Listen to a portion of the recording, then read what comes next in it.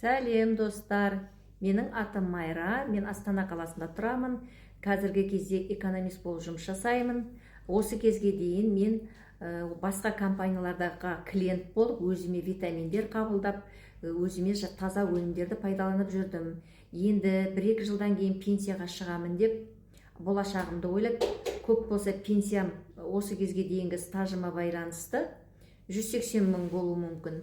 Ол маған неге жетеді? Ол мен тек күнбе-күнгі тамағым мен квартплатымнан оспайды. Одан да бөтен менің өзімнің тұрмыстағы қажеттерім бар, қыдыруым, отырып тұруыма, немерелеріме көмек беруге. Соның барлығы не? Мына нарық заманында ол маған жетпейді. Соның бәрін ойлап, қазірден бастап зейнеткерліктегі өмірімді ойлап, осы сат компаниясына жазылдым. Сат компаниясы маған не береді? Сат компаниясы маған бұл жерде орта береді. Екінші, саяхаттау менің арманым.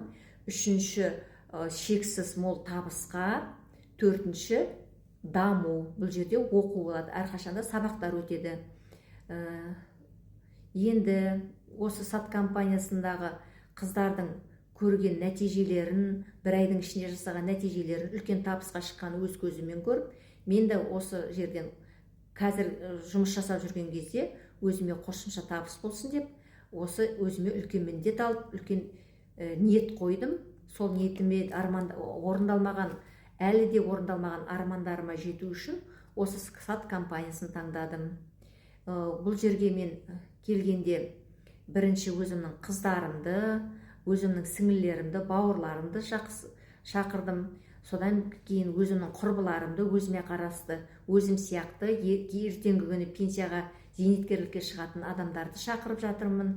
Осы сат компаниясының берер мүмкіндіктері көп. Сол мүмкіндіктерді пайдаланып, қалайық, келіңіздер, командама шақырамын. Бұл жерде жақсы орта, жақсы мол табыс болады.